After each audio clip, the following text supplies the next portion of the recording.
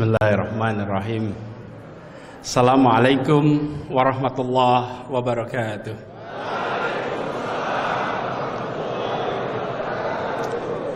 Alhamdulillah. Alhamdulillahilladzi arsala rasulahu bil huda wa dinil haq liyudhhirahu ala dini kullihi wa kafa billahi syahida. Asyhadu an la ilaha illallah wa asyhadu anna Muhammadan abduhu wa rasuluh. Allahumma sholli ala sayyidina Muhammad wa ala alihi wa ashabihi ajmain. Amma ba'du. Izinkan saya menyapa pimpinan Takmir Masjid Kampus Dr. Rizal Mustansir dan seluruh jajaran Takmir Masjid Kampus, Imam Masjid Kampus Bapak Dr. Muhammad Nur, jajaran pembina dan seluruh jamaah sholat tarawih rahimakumullah.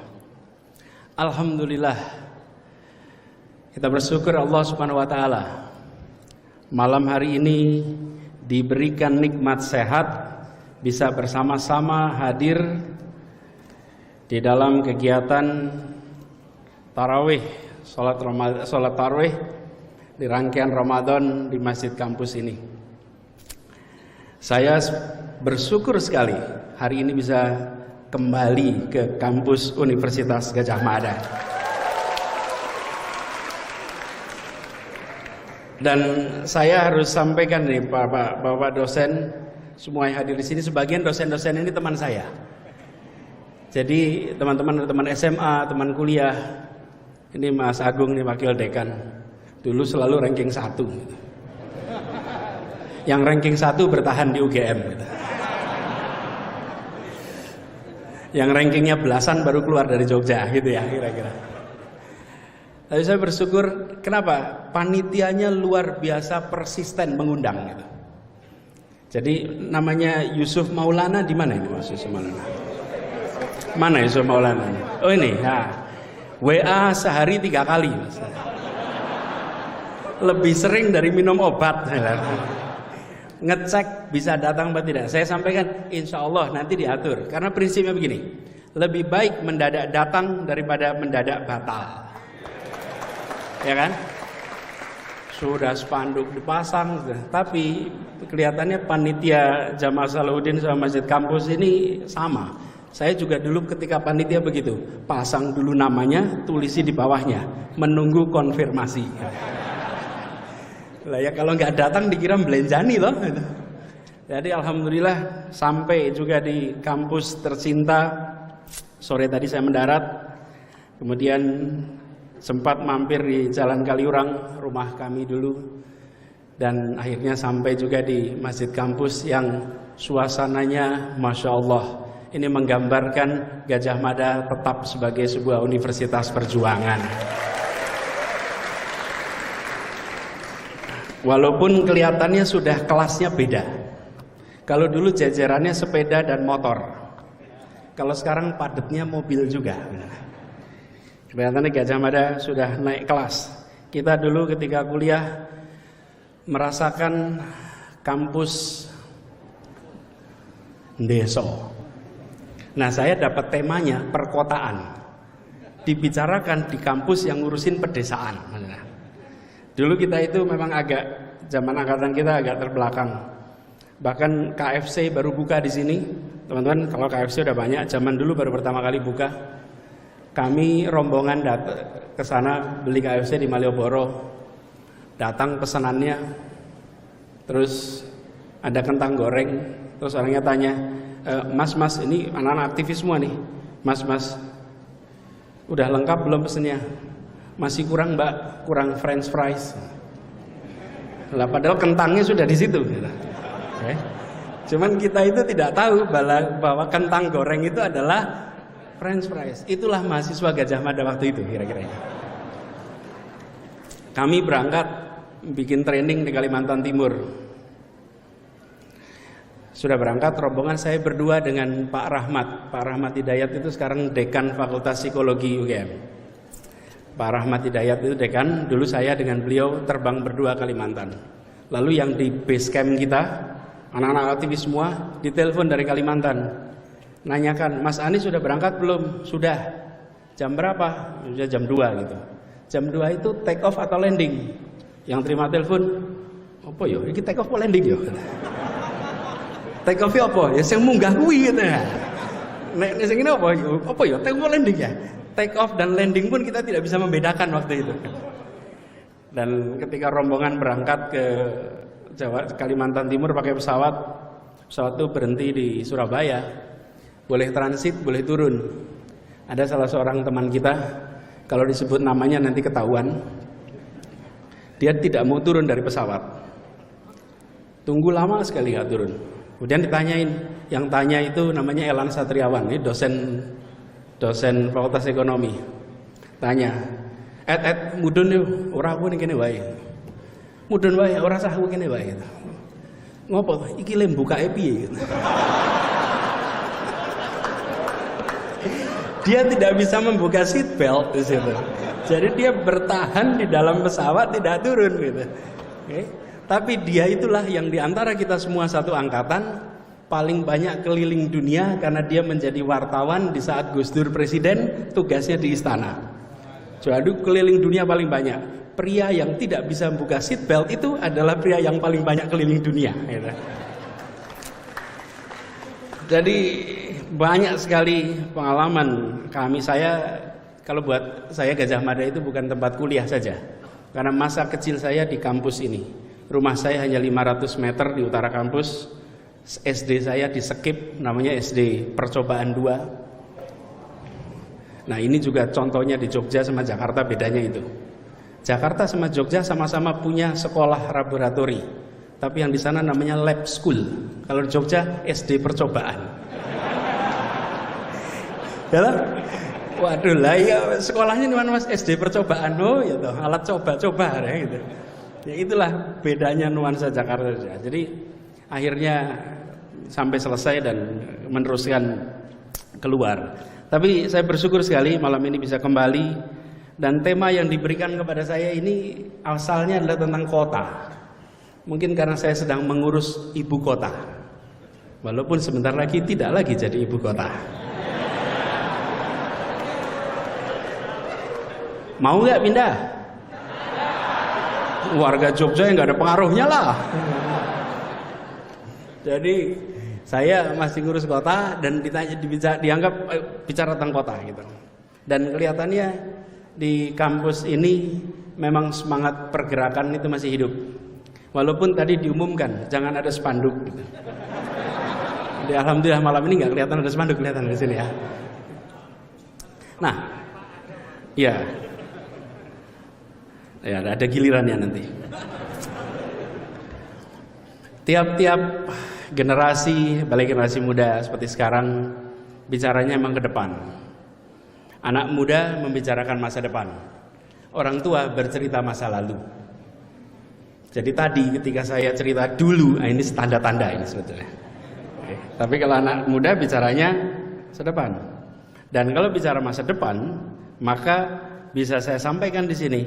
Masa depan dari peradaban umat manusia itu akan berada di perkotaan. Harus siap di perkotaan. Tahun 2027 nanti pertama kalinya dalam sejarah umat manusia, penduduk dunia yang tinggal di kota akan lebih banyak daripada yang tinggal di pedesaan. Di tahun 50-an hanya 30% penduduk dunia di perkotaan, 70% di dunia. Penduduk dunia tinggal di pedesaan dan 70% tinggal di perkotaan. Tahun 2021 kemarin 57% penduduk dunia tinggal di kota. Indonesia juga sama. Tahun 2011, 11 tahun yang lalu, pertama kalinya Indonesia memiliki statistik lebih banyak warga tinggal di perkotaan daripada di pedesaan. Dan tahun 21, 10 tahun kemudian, 57% penduduk Indonesia tinggal di perkotaan. Pedesaan makin hari makin berkurang. Nah, pertanyaannya mungkin, bagaimana dengan umat Islam? Kalau kita lihat sirah Nabawiyah, maka kita akan mendapatkan fakta bahwa Islam itu berkembang pesat di kawasan urban. Islam itu dimulai sebagai sebuah agama yang tumbuh di kawasan perkotaan. Pertama kali di Mekah yang merupakan pusat kegiatan, kemudian Yathrib. Yathrib ini juga adalah sebuah kota yang hidup, yang kotanya padat dengan penduduk, dan semua urusan yang disebut sebagai pengelolaan pemerintahan sesungguhnya adalah pemerintahan kota. Bahkan sekarang kita di bulan suci Ramadan, ketika turun perintah,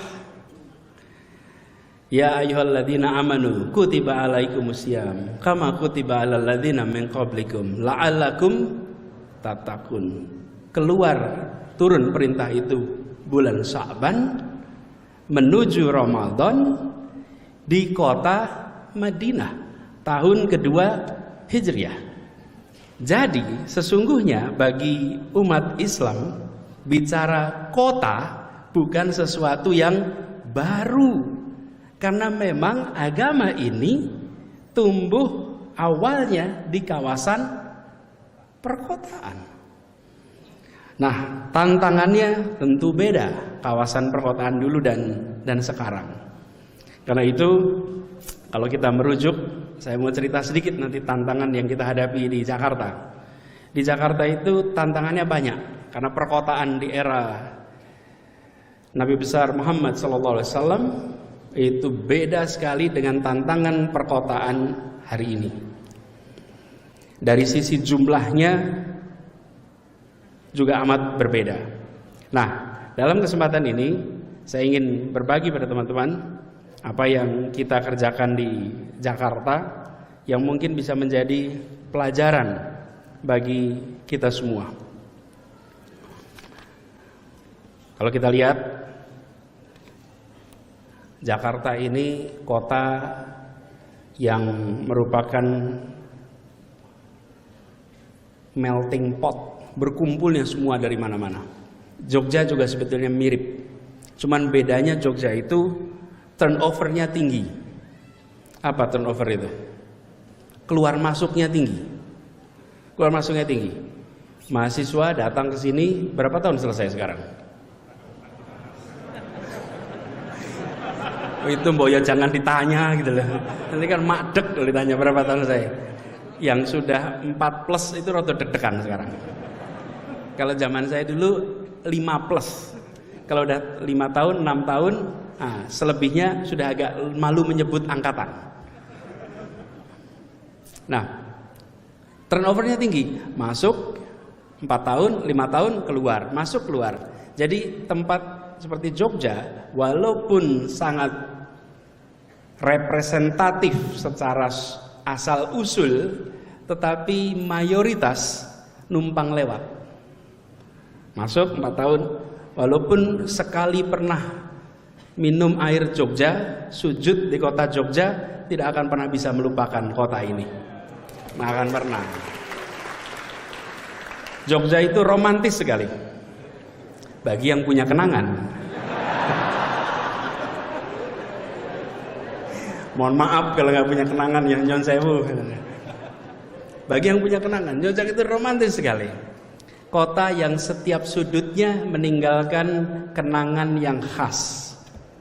Nah, tapi saya tidak bicara Jogja hari ini. Saya ingin bicara tentang bagaimana tantangan perkotaan. Nah, kalau kita lihat kota seperti Jakarta, salah satu tantangan terbesar adalah pergerakan penduduknya. Jakarta itu secara resmi penduduknya 10 juta, maaf 11 juta sekarang. Tapi kendaraan bermotornya roda 2 13 juta.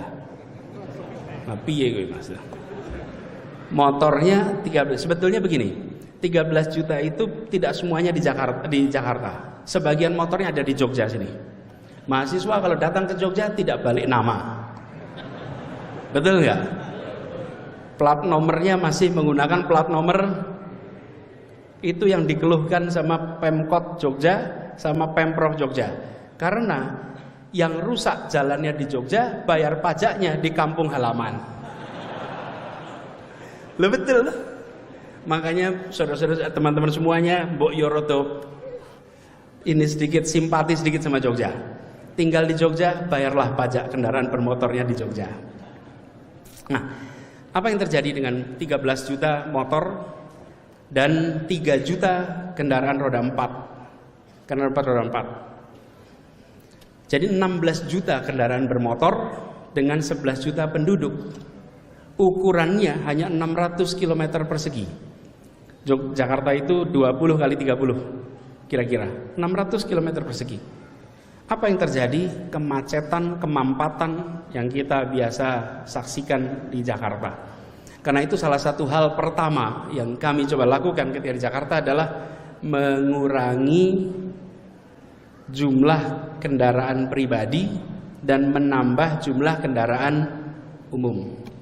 Apa yang dilakukan? Kita bangun yang namanya Jaklingko. Jaklingko ini satu sistem di mana seluruh transportasi umum digabungkan menjadi satu kesatuan. Ada lebih dari 27 operator. Dan teman-teman semua, saya rapat dengan para operator kendaraan bermotor di Jakarta itu mungkin rapat paling panas yang pernah saya ikuti. Karena para pengelola kendaraan bermotor itu semuanya merasakan tekanan. Ngomongnya terus terang, Pak Gubernur, Pemprov DKI Jakarta ini tidak adil. Anda operator, tapi Anda juga regulator. Anda bikin regulasi yang menguntungkan untuk Anda, tapi merugikan untuk operator-operator. Apa operator itu? Kopaja, Komilet Jaya, apalagi Metro Mini dan sebagainya. Yang semuanya merasakan tekanan luar biasa. Jadi saya katakan kita mau selesaikan sama-sama. Ada lebih dari 25 operator. Yuk kita duduk bareng-bareng. Duduk bareng-bareng apa? Saya sampaikan, kami ingin kendaraan umum di Jakarta itu terjangkau harganya, terjangkau jaraknya, dan nyaman. Yuk duduk sama-sama. Dan terima kasih, Anda semua sudah menyelenggarakan transportasi umum di saat pemerintah belum bisa menyelesaikannya secara lengkap. Duduk bareng-bareng. Buatlah sebuah sistem namanya Jaklingko. Jaklingko itu sebuah sistem di mana kita ubah. Dulu warga, dan ini adalah kendaraan umum, mereka bertransaksi. Kami, pemerintah, bagiannya buat regulasi. Kita ubah. Operator kendaraan, kami beli jasanya. Kami akan beli jasa Anda per kilometer per hari. Jadi dihitungnya per kilometer, satu hari 90 sampai 110 kilo. Jadi kendaraan itu muter terus, nggak perlu ngetem. Karena pemerintah akan bayarnya per kilometer. Karena itu angkot-angkot di Jakarta, Metro Mini di Jakarta, Kopaja di Jakarta, sekarang nggak ada yang ngetem, nggak bikin macet. Kenapa? Karena dia dibayar per kilometer. Muter terus mereka. Yang bayar siapa? Pemerintah. Warga tidak bayar per kilometer, warga bayarnya per 3 jam. Rp5.000 untuk naik kendaraan umum 3 jam, silahkan gonta-ganti kendaraan tanpa bayar tambahan. Tanpa bayar tambahan, bayar 5.000 gonta-ganti, pokoknya Anda ganti apapun selama itu 3 jam, cukup di tap. Apa yang terjadi? Warganya tenang karena tidak lagi digonta-ganti. Kita mengalami dulu, kendaraan umum berhenti, mas turun mas, dek turun dek, dipindah. Pernah kan ngalamin itu? Dipindah. Lalu ngetem lama, kenapa? Nunggu penumpang, nunggu penuh, baru jalan. Sekarang kosong jalan, penuh jalan. Tidak ada lagi rute gemuk, tidak ada lagi rute kurus. Semua rute dibayar sama. Dan apa yang terjadi? Hari ini kalau Bapak Ibu teman-teman semua datang ke Jakarta, coba cari, masih ketemu nggak Metro Mini yang pro yang wajahnya udur itu. Sudah nggak ada Metro Mini udur, Kopaja udur, nggak ada. Kemana mereka semua? Mereka hilang. Kenapa hilang?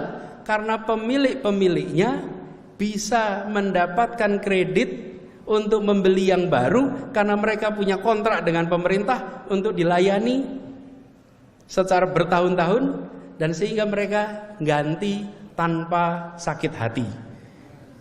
Tidak ada Metro Mini Kopaja yang digusur, dan tidak ada drama. Nggak ada drama, semua selesai tanpa drama. Diajak duduk sama-sama. Nah, warga bayar 5.000, kami bayar per kilometer. Selisihnya namanya subsidi. Subsidi itu diberikan. Nah, kalau dulu karena tidak pakai subsidi, ya angkot Metro Mini uangnya nggak cukup, hanya dari bayaran para penumpang, nggak cukup. Efeknya remnya blong, koplingnya rusak, jalannya ngebut, penumpangnya meningkat ketakwaannya. Iya, lah doa sepanjang jalan kan. Jadi itu mengerikan buat mereka. Nah, sekarang anteng. Dan apa yang terjadi sesudah itu dilakukan? Ini subhanallah, kami pun tidak menduga seperti ini. Dulu setiap hari di Jakarta yang naik kendaraan umum hanya 350.000 orang per hari. Sesudah dibuat sistem baru meningkat menjadi 1 juta orang per hari. Ya. Tapi ini belum selesai. Kita harapannya nanti 2 juta, 3 juta, 4 juta. Kalau sudah 4 juta baru kita bisa bilang mission accomplished. Kalau sekarang menuju mission accomplished. Karena udah naik nih. Naiknya 3 kali lipat. Dan apa yang kemudian terjadi? Jakarta 2017 dinobatkan sebagai kota termacet nomor 4 di dunia. Prestasi itu ya jangan termacet. Nomor 4 kok termacet gitu. Termacet di dunia nomor 4 2017. 2018 turun jadi nomor 7 di dunia. Kemudian turun lagi jadi nomor 10. Tapi masih 10 besar. Di mana-mana itu kita kepengen 10 besar kecuali urusan macet. Jadi saya bilang kita harus usahakan keluar. Apa yang terjadi? Tahun 2020 kita turun menjadi nomor 32 di dunia. Tahun 2021 kita menjadi nomor 64 di dunia.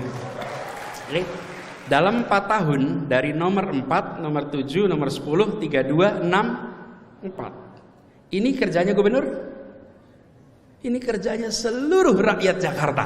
Ini adalah kerja semua kita. Kenapa? Lah yang pindah kendaraan umum siapa? Yang pindah kendaraan umum adalah warga Jakarta. Warga Jakarta memilih untuk meninggalkan. Kenapa mereka memilih? Karena kendaraan umumnya nyaman. Nah, pasangannya kendaraan umum namanya trotoar. Jika sebuah kota menganggap kendaraan adalah beroda, maka dia tidak akan menyiapkan jalan untuk orang. Padahal alat transportasi yang dimiliki oleh semua orang namanya kaki. Kaki itu alat transportasi yang dimiliki oleh semua orang. Tapi kaki itulah yang paling tidak difasilitasi selama ini. Saya tadi buka puasa di Jalan Kaliurang pinggir jalan, habis itu sholat di Masjid Al-Ittihad Karangkuni. 200 meter melaku wae gitu kira-kiranya jalan kaki. Ternyata harus jalan kaki di aspal. Kenapa? Karena belum ada trotoar. Kita semua berharap semua kota jangan mengulangi kesalahan Jakarta. Jakarta selama berdekade-dekade, jadi bukan bertahun-tahun ya. Kalau bertahun-tahun itu nyalahkan seseorang, oke? Berdekade-dekade, oke? Hari ini sensitif soalnya. Iya, kalau saya bilang beberapa tahun, tahunnya berapa ya Mas ya? Gitu kan. Wah, repot nanti. Udah gitu nanti potongannya repot lagi Mas videonya. Ini direkam video, ini rekam video, dipotong itu loh. Ampun udah dipotong itu. Coba, Anda bayangkan coba. Quran .2 Fawailul lil musolli. Bukan ngeri betul. Kata Quran, merugilah orang-orang yang sholat. Itu kata Quran. Lah iya, kalau dipotongnya Cuman satu potong begitu. Nah kalau saya ngomong itu seringkali ada yang waktunya senggang menyempatkan untuk memotong gitu. Tadi sampai mana? Dekade. Jadi kembali beberapa dekade yang lalu. Ketika kembali ke beberapa dekade yang lalu, Jakarta itu yang dibangun adalah alat transportasi untuk roda. Harus beroda baru disebut alat transportasi. Kami ubah. Bila sebelumnya cara berpikirnya begini, bangun untuk kendaraan pribadi, di bawahnya adalah bangun untuk kendaraan umum, baru nomor 3 untuk pejalan kaki. Trotoarnya basa-basi. Yang penting kelihatan ada trotoar.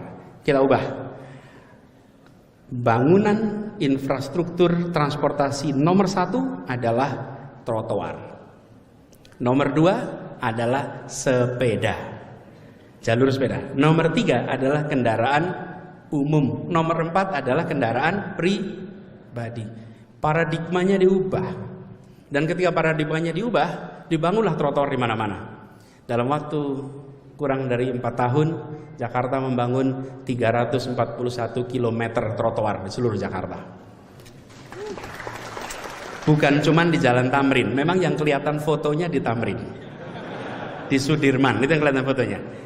Iya, karena ada CFD kelihatan tuh. Tapi sesungguhnya itu di seluruh wilayah Jakarta ada 341 km. Dan ketika itu dibangun, apa yang terjadi? Warga mulai terbiasa jalan kaki. Dan jalan kaki itu sehat. Jalan kaki itu ramah lingkungan. Jalan kaki itu membangun kesetaraan. Jadi itu kita bangun. Nah, hal berikutnya yang saya ingin tegaskan, mengapa transportasi umum, mengapa trotoar, mengapa itu semua dibangun? Nah, ini yang saya ingin ceritakan, ruang ketiga.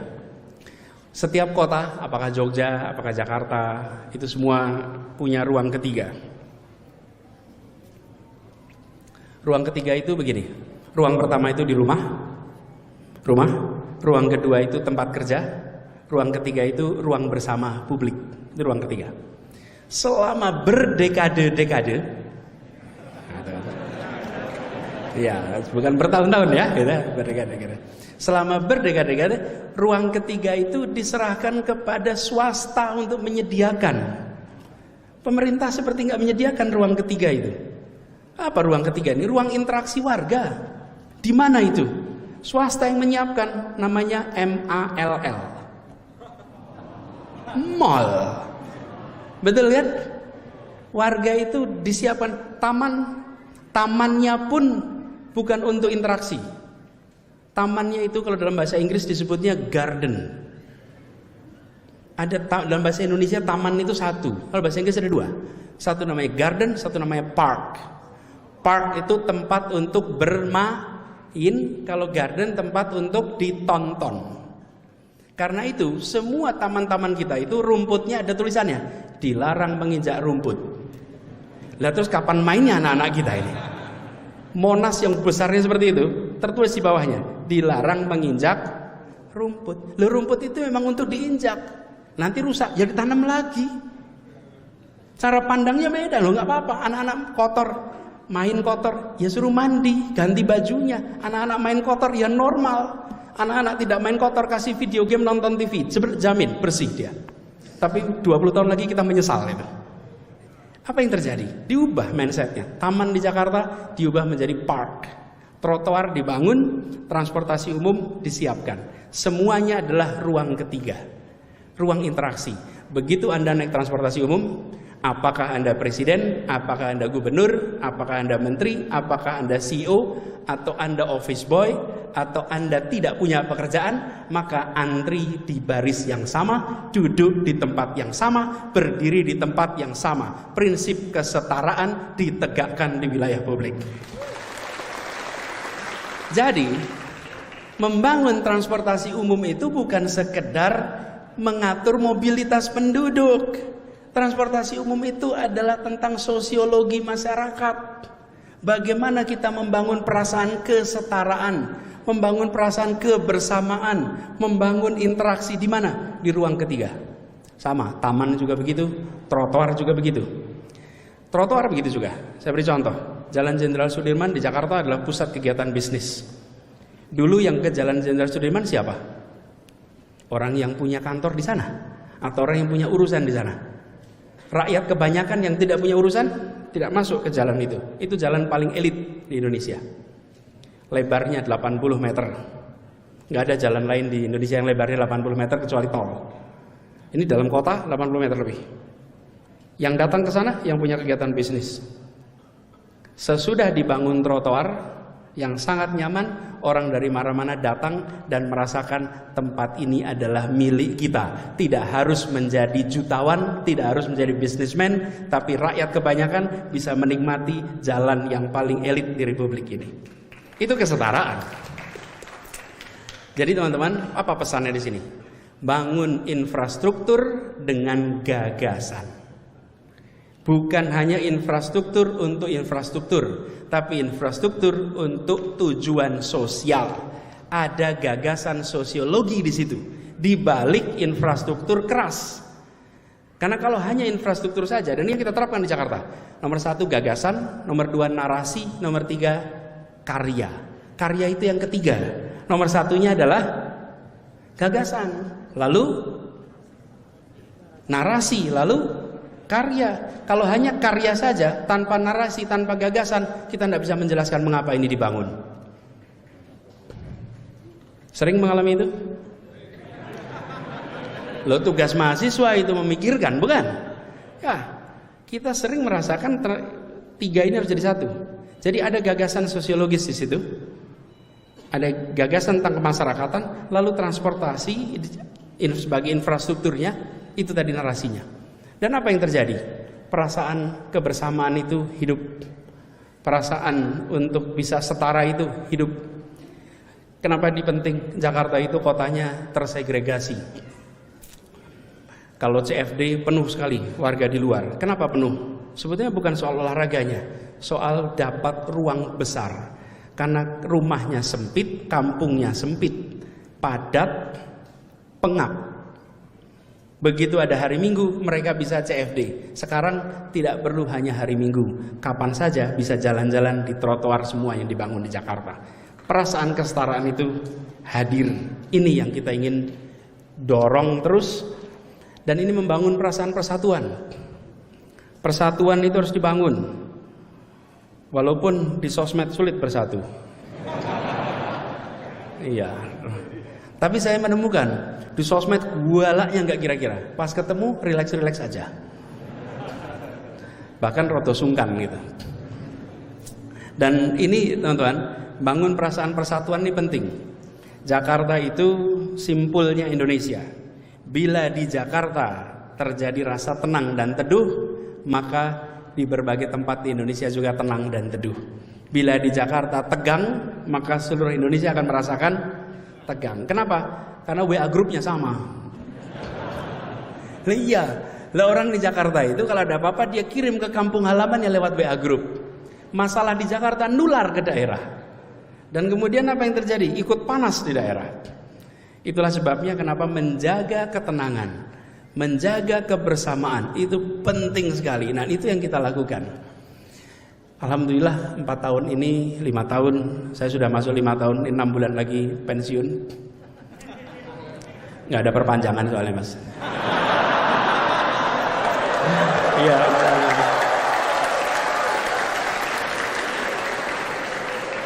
Iya. Kenapa tepuk tangan nih? Bahaya. Iya. Jadi saya bulan Oktober besok, kalau tidak ada halangan, tidak ada perubahan, itu selesai. Nah, selama 4,5 tahun ini jalanin, alhamdulillah ketenangan, keteduhan itu dibangun. Tapi itu sekalian, teman-teman semua, sebagian dari yang dikerjakan untuk membangun rasa kebersamaan, ketenangan itu tidak bisa difoto, teman-teman. Saya beri contoh. Mencegah kebakaran tidak ada pahlawannya. Memadamkan kebakaran terlihat pahlawannya. Betul tidak? Ya. Konflik, ketegangan itulah kebakaran. Mencegahnya tidak menimbulkan pahlawan. Mereka-mereka yang membangun jalur listrik dengan benar, mengendalikan distribusi gas dengan baik, menata, memberikan informasi cara menyalakan kompor yang tepat, itu semua namanya pencegahan kebakaran. Tidak terlihat pahlawannya, tapi faktanya kita terbebas dari kebakaran. Begitu ada kebakaran, maka 1 truk datang, 2 truk datang, kita foto, inilah pahlawan pemadam kebakaran. Jadi sebagian dari pekerjaan kita di Jakarta itu adalah pekerjaan yang tidak terlihat, tapi terasakan dampaknya. Saya selalu bilang sama teman-teman jajaran, teman-teman semua jangan pernah khawatir. Memang pencegahan atas problem tidak pernah terlihat pahlawannya, tapi yakinlah ini dicatat sebagai amal soleh, sebagian amal jariah yang nanti limpahan pahalanya mengalir tanpa henti sampai kemudian hari. Catat itu. Jadi ini sebagai sesuatu yang kita kerjakan secara nyata. Nah, ini teman-teman sekalian, begitu sampai kepada pencegahan, sampai pada ini, maka langkah-langkah yang kita lakukan banyak yang tidak terlihat.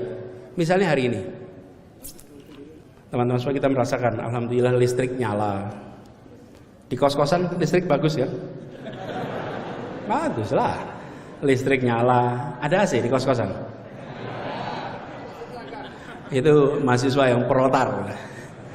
Nggak punya kos-kosan, nggak punya, ada lampu nyala, komputer nyala, listrik nyala, ini semua. Pernahkah kita bilang terima kasih PLN atas aliran listriknya? Nggak ada. Tapi begitu lampunya mati, apa? Itu namanya PLN trending topic, gitu. Betul kan? Sebagian yang kita kerjakan di pemerintahan itu begitu. Pemerintahan itu mencegah masalah, tapi tidak pernah terlihat. Dan kalau mencegah terjadinya masalah, nah ini tidak sebanding. Kalau sebagai sebuah persamaan itu tidak setara. Misalnya ada 100 kali percobaan menyerang, kita berhasil menggagalkan 99 kali, tapi 1 kali kebobolan disebut gagal. Padahal 99 kali berhasil mencegah. Yang mau merusak mencoba 100 kali, 99 kali tidak berhasil, cuma berhasil sekali disebut sukses. Itulah berada di dalam pemerintahan. Karena itu di pemerintahan itu uji kesabaran, termasuk di sosmed. Uji kesabaran. Kalau saya ditanya latihan kesabaran di mana? Latihannya ya di Gajah Mada sini. Karena di tempat ini waktu itu masih di gelanggang mahasiswa. Kita ada perbedaan-perbedaan pandangan di antara mahasiswa. Tapi kekuatan masa mahasiswa itu. Maka itu buat teman-teman semua yang masih kuliah. Ini banyak mahasiswa kan di sini. Yang mahasiswa angkat tangan coba. Ini mahasiswa semua ini, betul. Ntar saya foto sebentar.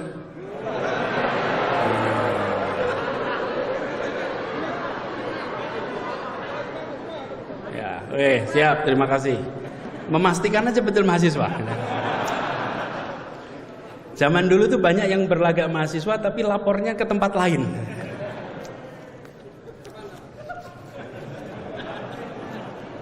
Nah, ini teman-teman zaman mahasiswa. Waktu itu masih di gelanggang mahasiswa.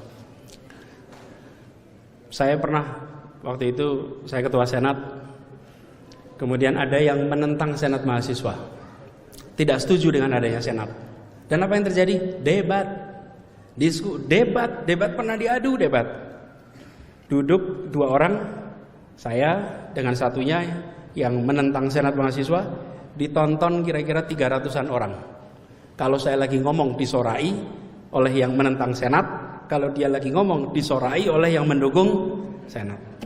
Berdebat terbuka dan berteman. Karena itu kalau ada yang mengkritik tidak perlu dilaporkan. Iya. Karena dia lanjut gitu ini lah. Ojo ngompori mas. Tadi perdebatan itu menjadi sesuatu yang lumrah. apalagi di kampus. Kalau di kampus ada rasa takut untuk berbicara tentang kenyataan, maka kampus itu sedang mengalami masalah. Ya, pasti. Di kampus tuh harus bisa bicara bebas. Justru kampuslah tempatnya. Dan di kampus itu juga lah kita terbiasa untuk menjaga iklim demokrasi.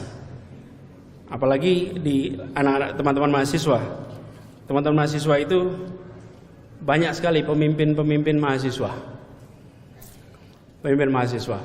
Pemimpin mahasiswa itu adalah orang-orang yang diakui kepemimpinannya bukan oleh petinggi-petinggi, tapi diakui kepemimpinannya oleh sebayanya. Pengakuannya oleh sesama mahasiswa. Itulah pemimpin muda. Jadi kalau ada pemimpin muda yang rebutan stempel, maka dia sesungguhnya bukan pemimpin. Nah, karena kalau pemimpin itu bukan rebutan stempel, pemimpin itu diakui oleh dan disebut pemimpin. Ini kita lagi di masjid nih. Imam. Walaupun seseorang itu sholatnya di depan mihrab sini, tapi bila tidak ada satupun makmum di belakangnya, dia tidak bisa disebut sebagai imam. Seseorang berubah statusnya menjadi imam jika dan hanya jika ada makmum walaupun satu. Karena itu kalau Anda mengatakan I am a leader, who is your follower? If you have no follower, you are no leader. Bila Anda tidak ada pengikut, maka Anda bukan pengikut apa? Orang yang mengikuti gagasan Anda, orang yang menjalankan gagasan Anda, orang yang mau bekerja bersama dengan Anda. Dan itulah masa mahasiswa. Karena itu saya sampaikan pengalaman terbesar, pengalaman paling bermanfaat itu di Gajah Mada ketika terlibat dalam organisasi dan belajar pada saat itu menghadapi rezim Orde Baru yang tidak bersahabat pada gerakan mahasiswa. Tadi pagi waktu saya terima ada yang mengirimkan saya rekaman, bukan saya sih, di grup alumni UGM. Ada foto taraweh bawa spanduk di belakangnya. Enggak, ini saya lagi mau cerita pengalaman saya, bukan nanti malam tuh. Oke, pas saya lihat itu, weh podo weh. Biar ada yang ngene iki gitu. Kita dulu itu, kami ini pernah tanggalnya 1 Maret tahunnya 94. 1 Maret 94 membuat demonstrasi di sebuah bank. Coba, demo di bank. Judulnya menduduki bank. 6 menit di bank BCA. Bawa spanduk, bawa poster, masuk ke bank BCA. Waktu itu banknya di Jalan Solo. Masih ada nggak ya Jalan Solo sekarang? Masih ada. Masuk ke situ, mahasiswa bergaya customer semua, walaupun tidak punya rekening di banknya.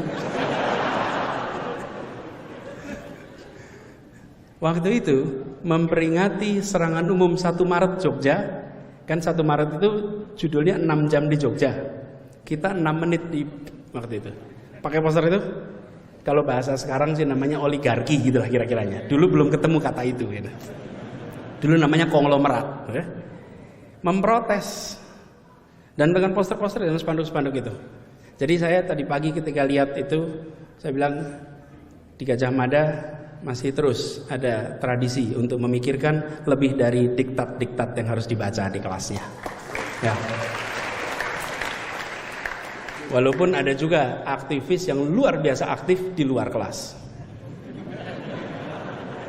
Di dalam kelas pasifis. Pasifis. Jadi buat teman-teman yang masih kuliah, usul saya teman-teman, aktiflah, betul-betul aktif. Jadi kalau kami dulu ketika kuliah itu ada jenis mahasiswa diktator. Diktator ini adalah mahasiswa yang kemana-mana bawa diktat. Dan apapun yang dibaca diktat. Ini kemudian mereka ini kita sering sebut sebagai profesional individualis. Profesional individualis. Ada juga yang organisatoris. Organisatoris ini aktif betul organisasi A, B, C, D, F, G kecuali kuliah. Ini aktifnya luar biasa. Lalu ada yang tipe mahasiswa yang proletarian. Yang proletarian ini sandalnya jepit, rambutnya gondrong, tampilannya seperti jarang mandi, okay? Dan selalu membicarakan rakyat. Ini kelompok proletar. Ada juga jenis yang asketis religis, sudah melampaui urusan keduniaan. Lihatnya udah ukhrawi semuanya ini urusannya. Itu kalau laki-laki terlihat dari apakah mata kakinya terlihat apa tidak, gitu kira-kira. Ini asketis religis nih, asketis religis. Ada juga jenis, sebentar saya ingat-ingat lagi nih. Ada juga humanis, sosialis, individualis. Ini menikmati mendatangi semua seminar diskusi, duduk depan pencatat, bertanya, kemanapun selalu bertanya, memikirkan rakyat. Tapi sebatas ruang diskusi saja, nggak ada actionnya. Dan kalau sudah bisa mendiskusikan semuanya itu, maka merasa sepertinya masalah sudah selesai. Dan teman-teman semua para mahasiswa, kita yang saya juga sama, kita semua mahasiswa senang baca buku. Di kos-kosan, di kamar biasanya berderet buku. Sebagian untuk dibaca, sebagian untuk pemandangan. Sebagai mahasiswa intelektual dong gitu. Dan kadang-kadang yang masih puber intelektual itu, kayak kita ketika masa itu, bacanya yang rumit-rumit. Makin sulit bacaannya, makin puas di hadapan teman kos. Oh, ini top betul. Wacananmu apa tuh ini? Aku ora paham, ora ngerti loh. Aku ya jane ora ngerti.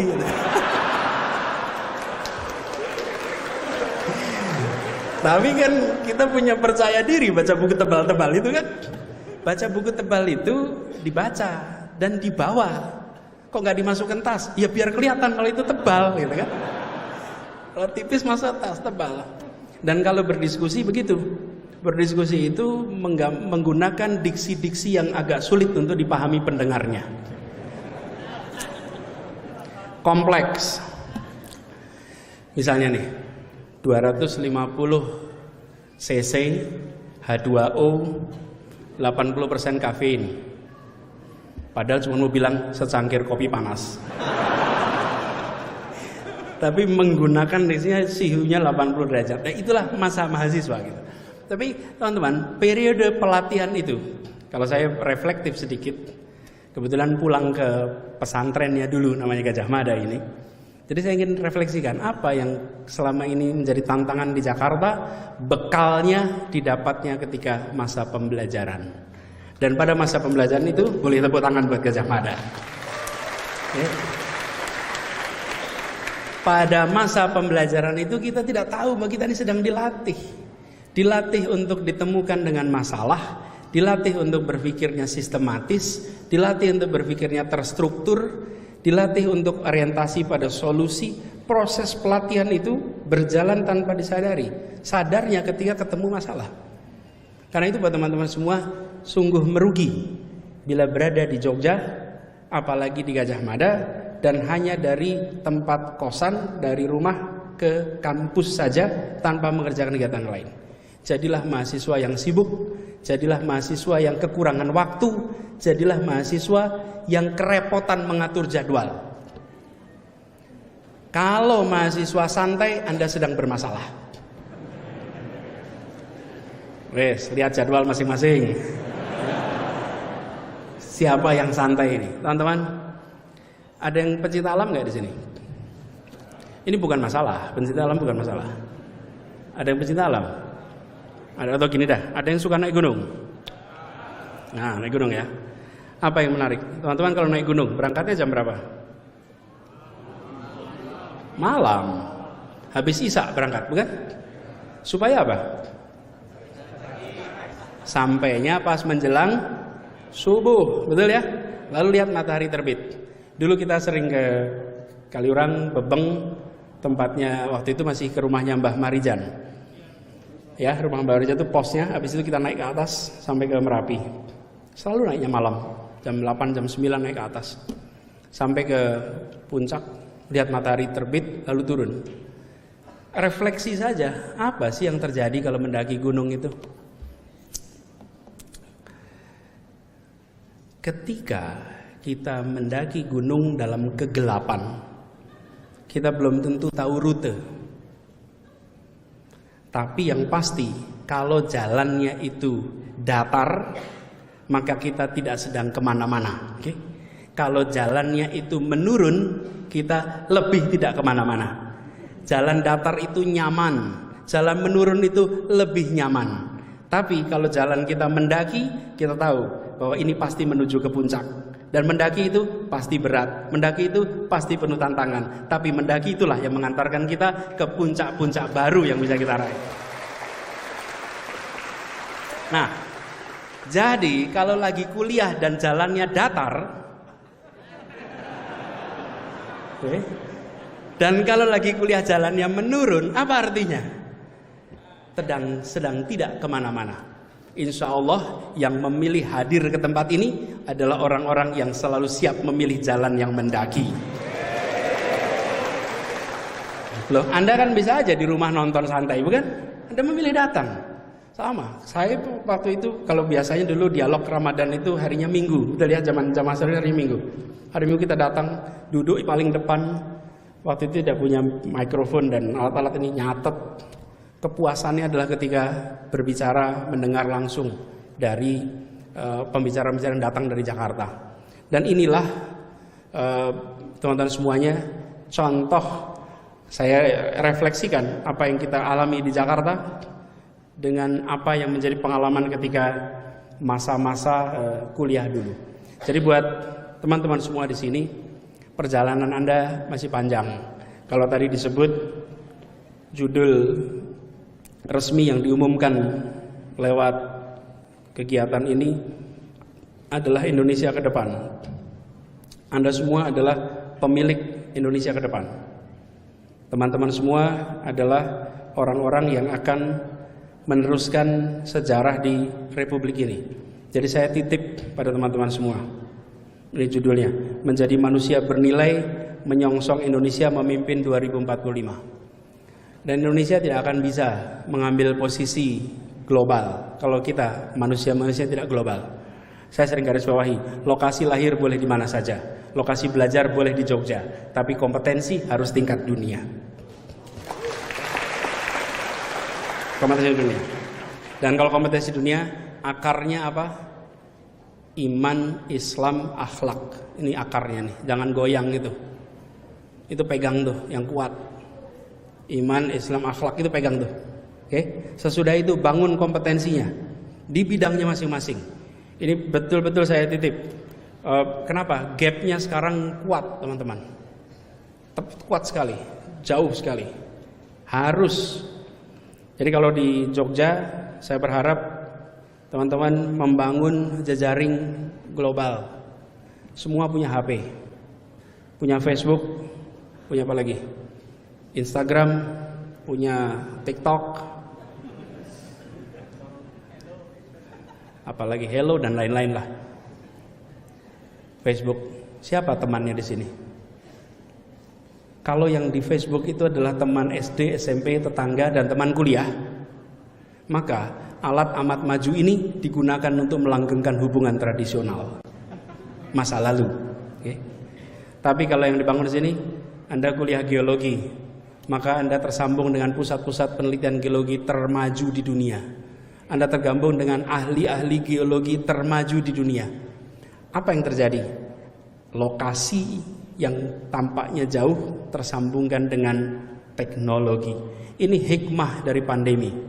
Pandemi kemarin memberikan hikmah kepada kita untuk pemanfaatan teknologi bagi pemotongan jarak yang semula amat jauh. Jadi teman-teman semua, PR kita masih banyak. Saya di Jakarta, PR-nya juga masih banyak. Karena itu kalau saya sampaikan beberapa hal yang mendasar tentang mobilitas dan lain-lain, itu contoh yang kita selesaikan.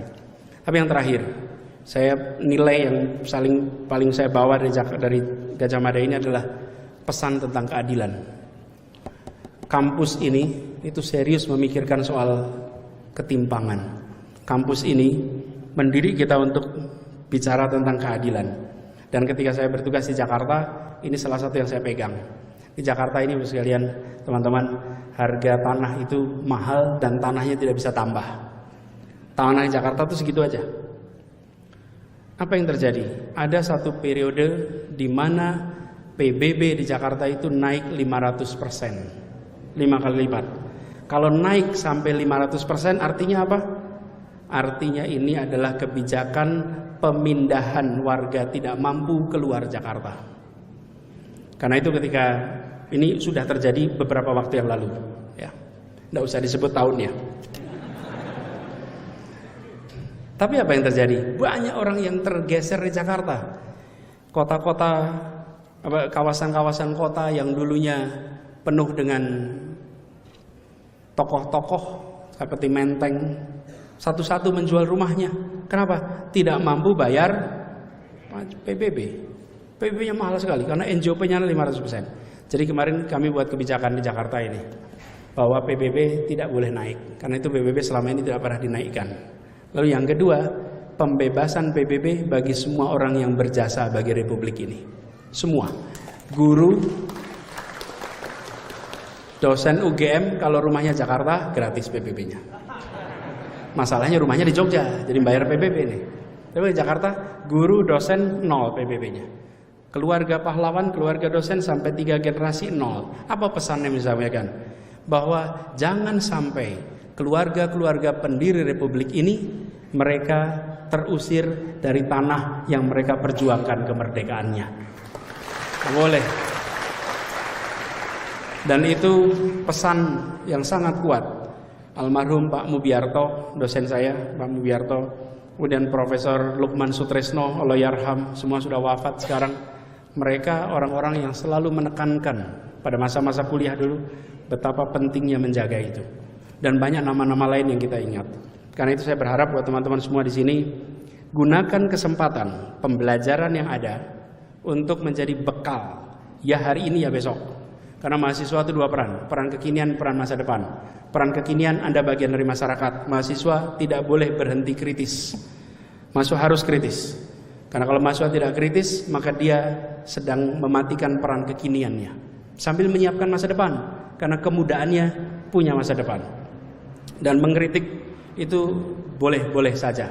Itu hak Anda dan itu harus dimanfaatkan. Untuk apa? Menajamkan kepekaan atas persoalan di masyarakat. Insya Allah nantinya ini akan menjadi bekal. Dan saya ingin sampaikan terima kasih pada Masjid Kampus Jamaah Salahuddin. Saya lihat daftar ceramahnya itu sampai menjadi viral tulisannya ikut ceramah di kampus UGM, di Masjid Kampus setiap hari bisa jadi doktor. Lah berat sekali ini materinya dari hari ke hari.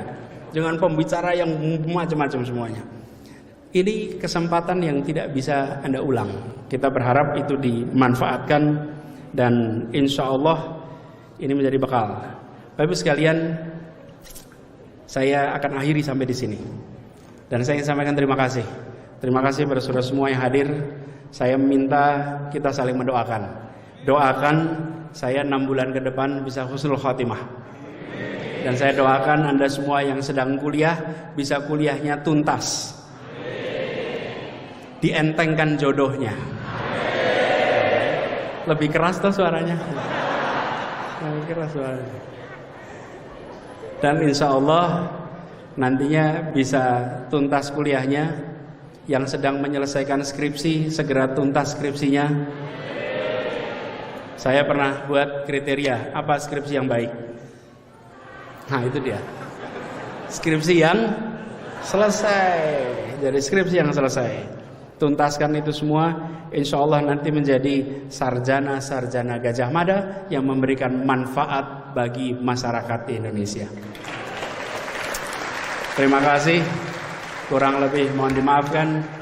Billahi taufiq wa hidayah. Wallahu muwaffiq ila aqwamit thoriq. Assalamualaikum warahmatullahi wabarakatuh.